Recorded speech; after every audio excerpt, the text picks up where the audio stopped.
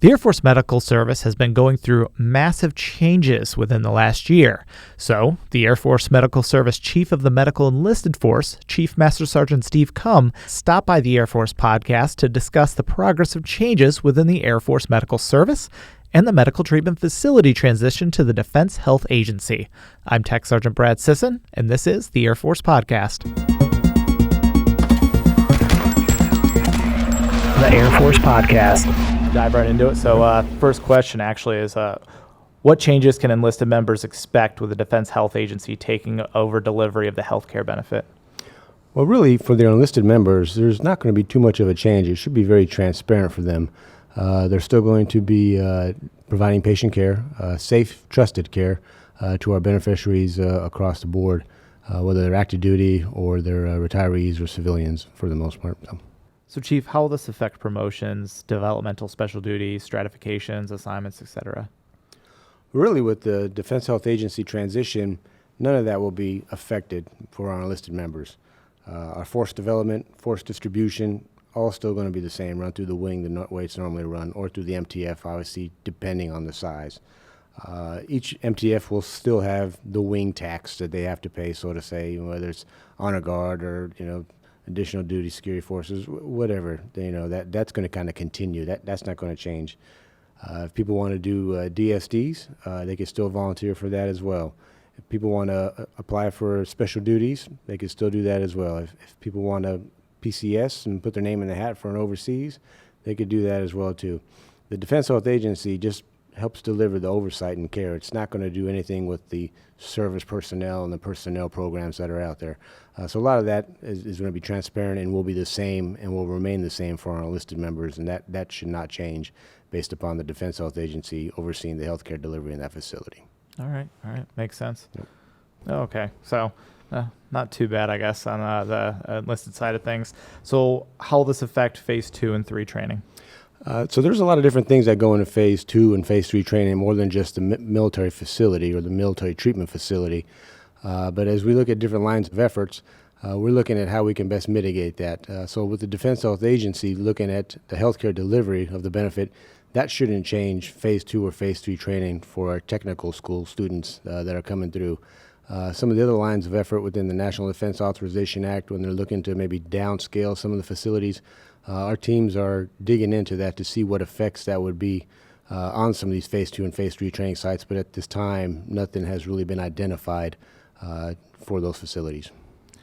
So the Air Force Medical Service recently implemented the medical reform model that splits care between the operational medical readiness squadrons and healthcare operation squadrons at 43 MTFs in the U.S. How will MTFs balance the care between the two squadrons?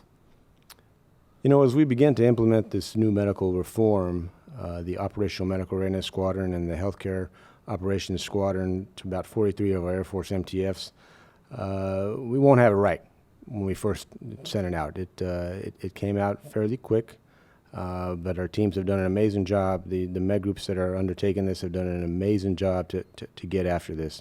But like I said, we won't get it right from the get-go. So one thing that we're really going to look forward to is the feedback from the field.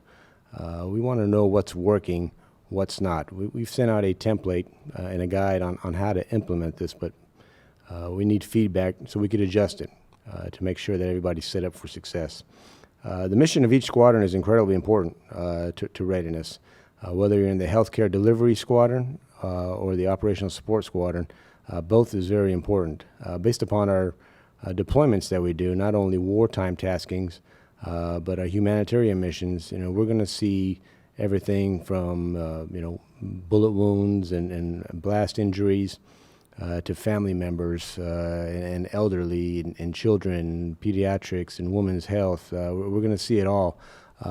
And by balancing and maintaining the operational side and the healthcare delivery side, rotating our technicians back and forth, giving them opportunities to see both from both squadrons, not only from a patient standpoint, but from a leadership standpoint as well too. And I think that's important because the leadership is where we grow, and that's where we give our leaders an opportunity to be set up for success and to continue to grow into the future.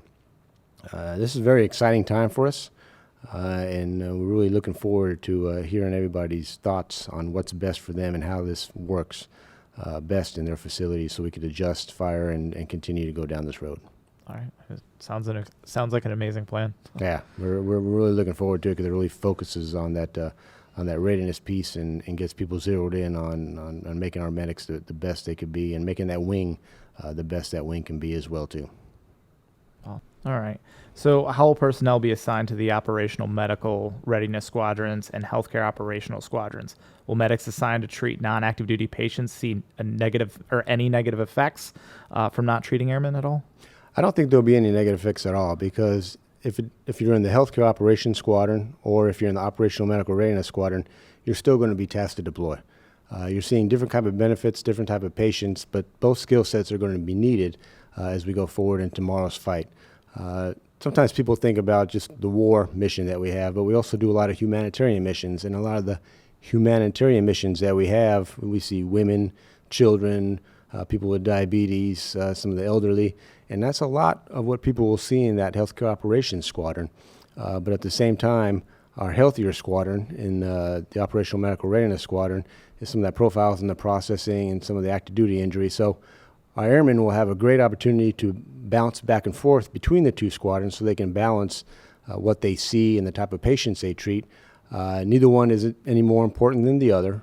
Both will be utilized, and our vision is throughout their career, people will work both. Neither one really has a priority. Even though readiness is our priority in job one, the benefit of working in both will be huge for our airmen. Okay. So with the implementation of the Air Force medical reform model, will there eventually be dedicated squadron superintendent billets at all? So that's an interesting question that we've been battling or talking about within the Air Force Medical Service. By reforming and drawing down some of our squadrons from 4 to 3 or 3 to 2, we are taking a look to see how can we identify a standalone squadron superintendent at some of these squadrons within their military treatment facilities. Right now, they're all pretty much taken out of hide. You know, the ranking individual that shows up, that's going to be your squadron superintendent. Sometimes it's a master sergeant, sometimes it's a tech sergeant at some of our smaller facilities. But if we can gain some efficiencies and get some positions, maybe we can identify some actual squadron superintendent standalone positions, so the med groups don't have to take those positions out of hide. That's something that our teams are looking at to see how best we can make that happen. Okay. So what happens to the group superintendent and other leadership positions then?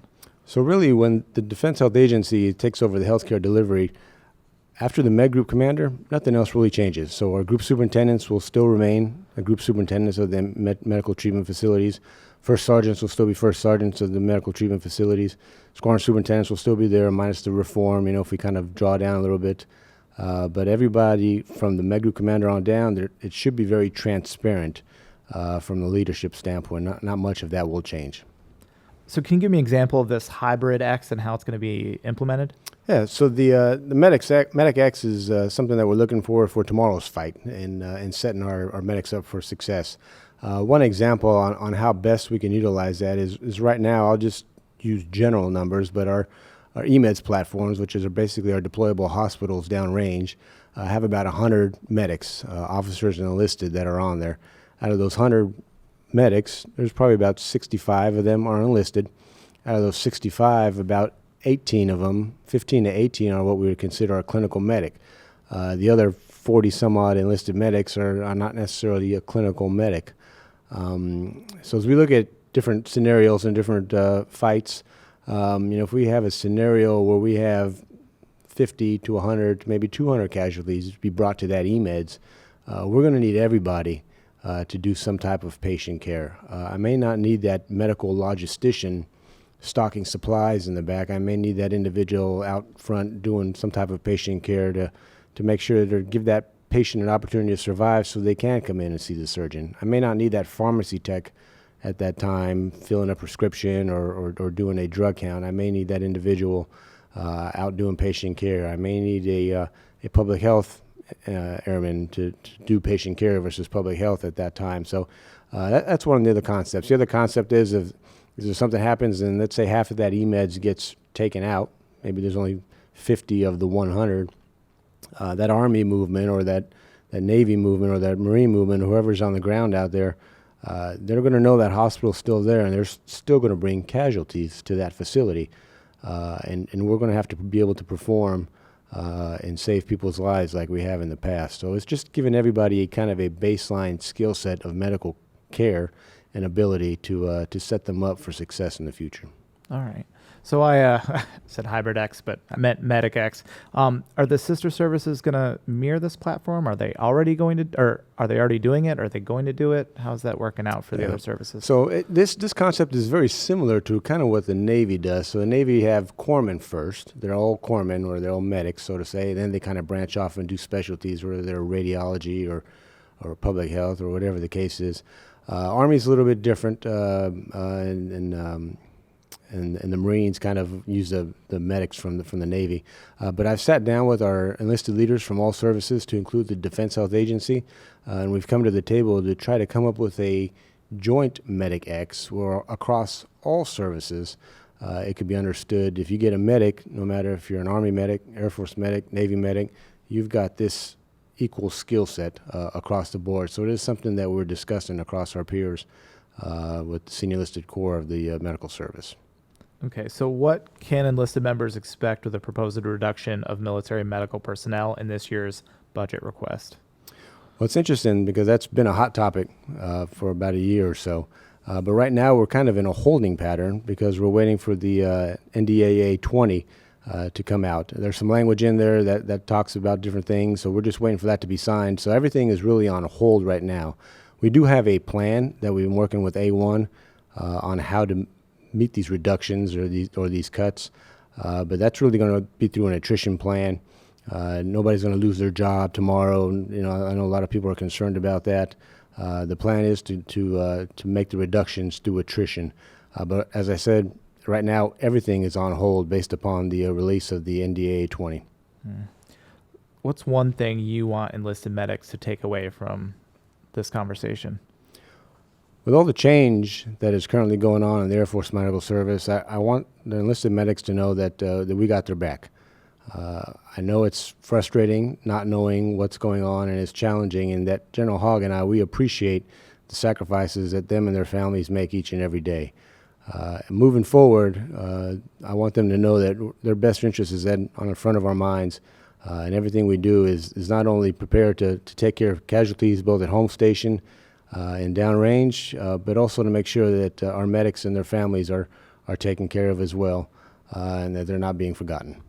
Well, Chief, I appreciate you coming on the Air Force podcast. Thank you for the time. It's been a pleasure to have you. I appreciate it. Thanks for your time. The Air Force Podcast.